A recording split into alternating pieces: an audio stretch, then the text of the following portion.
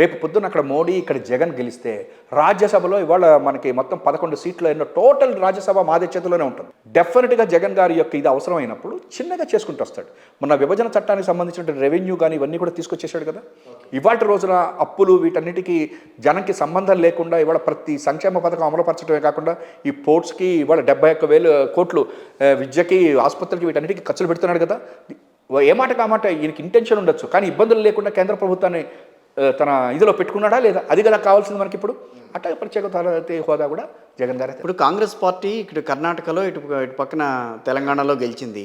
So అదే wave కొనసాగుతోంది కాంగ్రెస్ పార్టీకి. అదే రకమైన మూడ్ ఉంది కాంగ్రెస్ పార్టీ నేతల్లో. అందుకే ఏపీలో షర్మిలను దించారు. సో రాబోయే రోజుల్లో షర్మిల హవా కనిపిస్తుంది.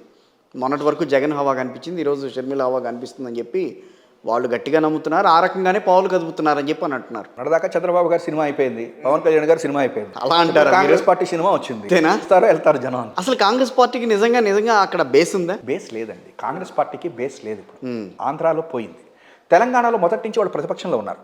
మీరు చూడండి 2018 ఎన్నికల్లో కూడా బీఆర్ఎస్ వర్సెస్ కాంగ్రెసే. అవును, తెలుగుదేశం కూడా ఆల్మోస్ట్ ఖతం అయిపోయింది. ఇప్పుడు తెలుగుదేశం ఎప్పుడైతే ఖతం అయిపోయిందో ఆటోమేటికల్లీ బీఆర్ఎస్ వర్సెస్ ఇది వచ్చింది.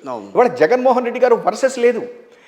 చంద్రబాబు నాయుడు గారు ఇన్నేళ్ళు ఎందుకు పరిపాలన చేశాడంటే కాంగ్రెస్ వర్సెస్ టీడీపీ. అవును, ఆయన ప్రతిపక్షంలో ఉన్న కాంగ్రెస్లో ఉన్న వాళ్ళతో పనులు చేయించుకుంటూ ఏదో చేసుకుంటూ నడిచాడు.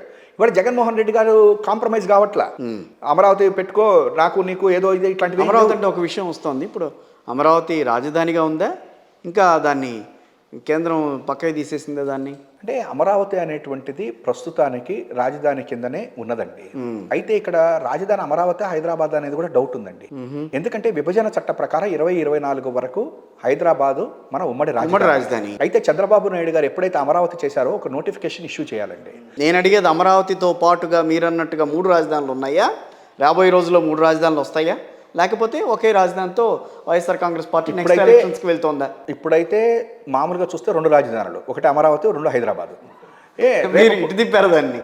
2 రాజధానులు అంతే కదా. హైదరాబాద్ పార్లమెంట్లో పెట్టాలి, అది తీసేసి ఇవ్వాలి రేపు పొద్దున్న. ఓకే, అది ఇవ్వలేదు. యాజ్ పర్ ది గెజిట్ మీరు మాట్లాడుతారు అంతే. దాని ప్రకారం నెక్స్ట్ మేమేమంటున్నాము, విశాఖపట్నం కనుక పరిపాలన కింద ఉండేటట్లయితే రాజధాని పక్కన పెట్టండి, ఆ వరలు పక్కన పెడితే పరిపాలన కింద రేపు పొద్దున అక్కడ సీఎం గారు అక్కడికి వెళ్తే ఇన్వెస్టర్స్ వస్తారు. ఇప్పటికే ఇన్ఫోసిస్ వచ్చింది, మిగతా విప్రోలు వీళ్ళందరూ వస్తున్నారు, అదాని డాటా సెంటర్ వచ్చేస్తుంది, ఇవన్నీ వస్తున్నాయి. కాబట్టి ఇంకా కొంచెం మూవ్ అవుతే అక్కడ డబ్బు తీసుకొచ్చి అమరావతి మీద ఖర్చు పెట్టడం మూలకంగా డెవలప్ అవుతుంది. ఇప్పుడు మీరు ఒక చోట సంపాదిస్తే ఇంకో చోట ఖర్చు పెట్టగలుగుతారు. అసలు ఖర్చు లేని సంపాదన లేని చోట కూర్చుంటే ఇంకో చోట ఎక్కడి నుంచి వస్తుంది మీకు? అది ఇవాళ జగన్మోహన్ రెడ్డి గారు చేస్తున్నారు. కాబట్టి ఇవాళ అమరావతి అనేటువంటిది ఉన్నది. అమరావతి ఎప్పటికీ ఎక్కడికి పోదు. కాకపోతే రియల్ ఎస్టేట్ బిజినెస్ సాగదు. లేదు, చంద్రబాబు గారు తెచ్చింది అది ఒక రియల్ ఎస్టేట్ బిజినెస్ కింద తెచ్చాడు. అసలు ఎవరు కూడా ఈ దేశంలో ఎప్పుడు కూడా అమరావతిలో భూముల ధరలకు రెక్కలు వస్తున్నాయి. రాబోయే రోజుల్లో మళ్ళీ చంద్రబాబు వస్తున్నారు, అమరావతి రాజధాని అని చెప్పి తెలుగుదేశం పార్టీ ఊదరగొట్టేస్తుంది. ఆ ఊదరగొట్టడం కూడా వాళ్ళకి మైనసే. ఎందుకని చెప్పంటే అమరావతిలో భూములు ఉన్నటువంటి వాడు కోటీశ్వరుడు అవుతాడు, ఉత్తరాంధ్రలో ఉన్నవాడు రాయలసీమ వాడు ఏమవుతాడు? రాయలసీమలో నాకు 1 ఎకరం పొలం ఉంది, ఫర్ ఎగ్జాంపుల్ అనంతపురంలో 1 ఎకరం పొలం ఉంది నాకు, నేనేమన్నా 5 లక్షలు 10 లక్షలతోటే ఉంటానా? ఇక్కడ ఉన్నటువంటి అమరావతిలో ఉన్నటువంటి వాళ్ళు ఏమన్నా చంద్రబాబు నాయుడు గారు చెప్పినట్టు 10 కోట్లు అవుతుందా? అటువంటిప్పుడు నాకెందుకు సంతోషం? అమరావతిలో 10 కోట్లు అయితే నాకేంటి, లేకపోతే నాకేంటి? మొత్తం పరిపాలన. అది వాడు జగన్మోహన్ రెడ్డి గారు ఏం చేస్తున్నారు, మెడికల్ కాలేజీలు అన్ని చోట్ల తెస్తున్నాడు, వైద్య వ్యవస్థను అన్ని చోట్ల తెస్తున్నాడు. ఎప్పుడైతే ఈ గ్రామ సచివాలయాలు ఇవన్నీ వచ్చినాయో మీ ఊర్లో మీ గ్రామంలో మీ ల్యాండ్ రేట్ పెరిగిపోయింది.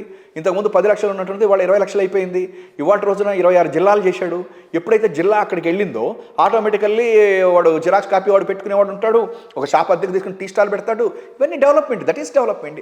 సుందరాంశం గారు, మీరు YSR Congress party spokes person అన్న విషయాన్ని పక్కన పెట్టి ఒక ఆంధ్రవాడిగా నిజంగా చెప్పండి, అక్కడ అభివృద్ధి జరిగిందా? ఇప్పటి వరకు నేను నిజంగానే మీతోటి పక్కన పడేద్దామండి, ఏం వైసీపీలో అది నాకేం పెద్దది కాదు.